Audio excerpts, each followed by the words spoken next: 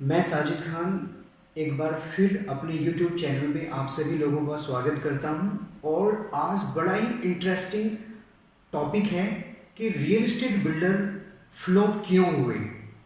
तो आइए हम इस पॉइंट पर चर्चा करते हैं। जैसे कि हम नाम से जानते हैं कि रियल एस्टेट बिल्डर लॉबी वो लॉबी हुआ करती थी कि अगर ये लोग ऑनेस्टी से काम करते तो इनकी आने वाली जनरेशन को भी कोई ज़रूरत नहीं थी कुछ काम करने की। बिना काम करे भी वो 2 से 3 4 जनरेशन बैठकर इस पैसे का आनंद उठा सकते थे। मगर कुछ रीजन, कुछ डिसीजंस ऐसे हुए रियल एस्टेट बिल्डर्स के थ्रू कि बिल्डर फ्लॉप होते चले गए। जैसे कि हमने कहावत सुनी है कि पैसे अगर बेइंतहा आ जाए तो इंसान अंधा हो जाता है, लेकिन रियल एस्टेट बिल्डर की लॉबी के अंदर देखा जाए तो रियल एस्टेट बिल्डर अंधे नहीं हुए, बल्कि इन्होंने कस्टमर को अंधा भी कर दिया और बहरा भी कर दिया। आखिर क्यों? हमने देखा है कि रियल एस्टेट एक वो इंडस्ट्री है जहां पर प्रॉफिटेबिलिटी 4 से 5 साल के बाद तब आती है जब आप ऑनेस्टी से प्रोजेक्ट डिलीवर करते हैं। लेकिन रिकॉर्ड ये बताते हैं कि प्रोजेक्ट्स जो रियल एस्टेट के अंदर रेरा से पहले लॉन्च हुए वो प्रोजेक्ट 5 साल तो क्या 8-8, 10-10 साल, 15-15 साल में भी डिलीवर्ड नहीं हो पाए। इसके पीछे सबसे बड़ा जो फीडबैक था या सबसे बड़ा जो लॉस था या फ्लॉप का कारण था वो था नंबर 1 को इन्फ्लेशन। यानी कि जो मटेरियल था, जो बिल्डर को कंस्ट्रक्शन में मटेरियल यूज करना था वो इतना कॉस्टली होता चला गया कि जिस प्रोजेक्ट हेड ने कंस्ट्रक्शन कॉस्ट 50 करोड़ रुपए थी, वो आते आते 10-15 साल के अंदर जिस रेट पे सेल करा प्रोजेक्ट, उस सेल वाली अमाउंट में प्रोजेक्ट डिलीवर तो क्या पूरा कंस्ट्रक्शन होना भी मुश्किल हो गया। दूसरा सबसे बड़ा रीजन लिविंग स्टैंडर्ड के चक्कर में, शो ऑफ दिखाने के चक्कर में रियल एस्टेट बिल्डर्स ने, क्योंकि पैसे की कोई कमी नहीं थी, जैसे ही बुकिंग अमाउंट आती थी करोड़, 10 करोड़, 15 करोड़, मतलब कंस्ट्रक्शन स्टार्ट हो या ना हो आपकी पेमेंट कस्टमर से नहीं रुकती थी।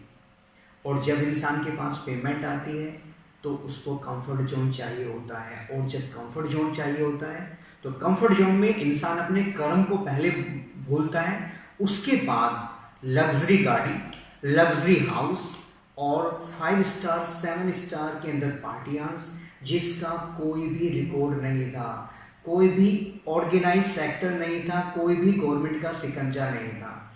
इसके साथ साथ कुछ लोग जो इनके आसपास होते थे इन लोगों को एडवाइस दी क्या कि आप बैंक से लोन लीजिएगा, उस अमाउंट को कहीं और डाइवर्ट करिएगा। सेम पॉलिसी इन लोगों ने अपनाई।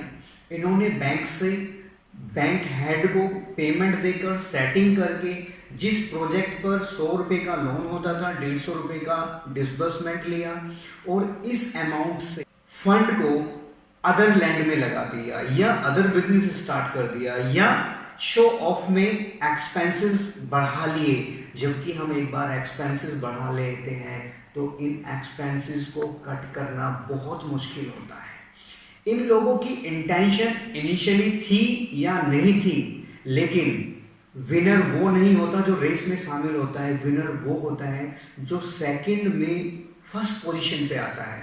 फर्स्ट पोजीशन का मतलब क्या इन बिल्डर्स ने प्रोजेक्ट कस्टमर को दिए? अगर नहीं दिए तो इसके पीछे क्या मंशा थी? मंशा थी कि इनकी इंटेंशन ही नहीं थी। धीरे धीरे ये बिल्डर कर्जे में डूबते गए।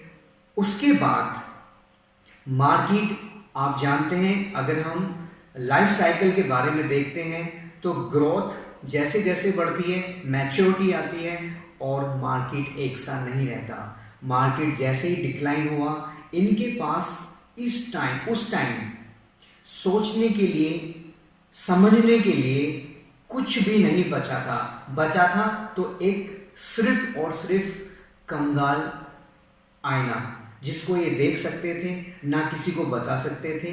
इन लोगों ने आगे कस्टमर को परेशान करना स्टार्ट कर दिया पेमेंट को लेकर। लेकिन आखिर ये नाटक कब तक चलता? एक ना एक दिन ब्लास्ट होना था, और ये ब्लास्ट सारे बिल्डर्स को लेकर गया फ्लॉप शो की तरह।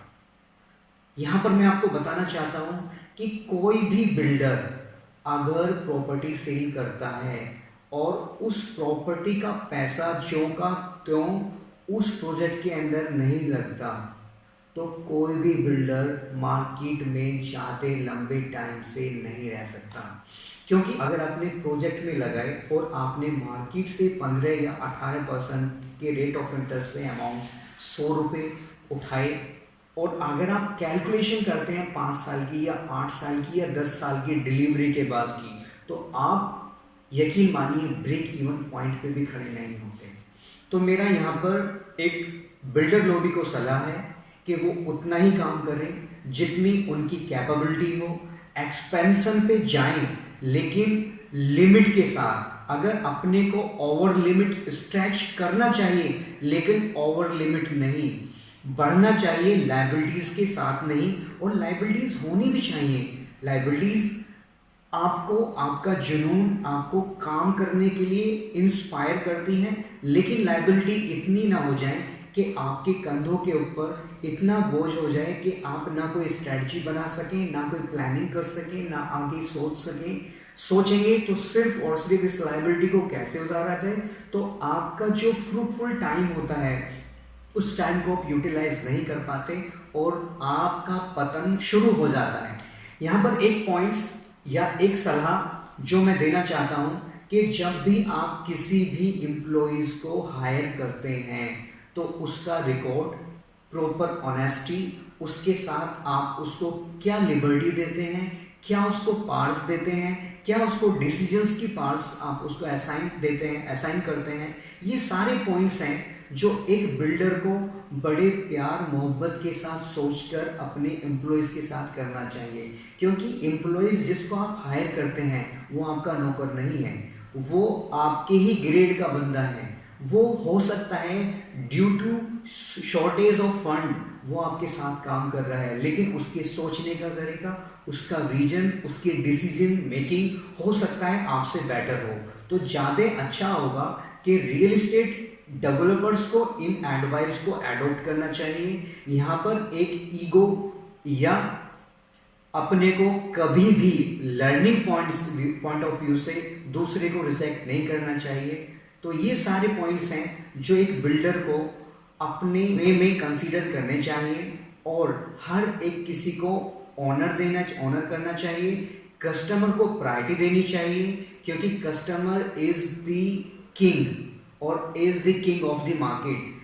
इसके साथ साथ जो रियल एस्टेट एसोसिएट्स हैं जो आपके लिए बिजनेस लेके आते हैं, जो आपके कहने पर आपके प्रोडक्ट के बारे में मार्केट में एक हाइप क्रिएट करते हैं जिससे आपका माल सेल होता है, तो इन एसोसिएट्स को कंसिस्टेंटली प्रमोट करना चाहिए। इनको पैसा, इनको अमाउंट या इनको ब्रोकरेज देते हुए कहीं भी आपके नैरो माइंडेड थॉट आपके माइंड में नहीं आने चाहिए।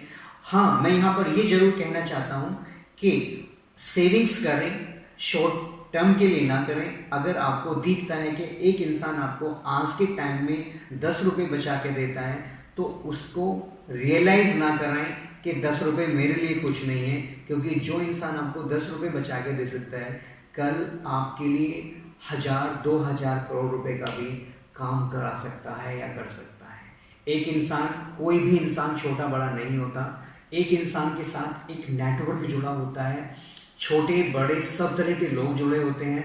तो इस चीज़ को इस प्रोस्पेक्टिव व्यू से देखना चाहिए। ये सारे पॉइंट्स हैं जो मेरी सलाह है एक बिल्डर को माननी चाहिए और आगे बढ़ना चाहिए।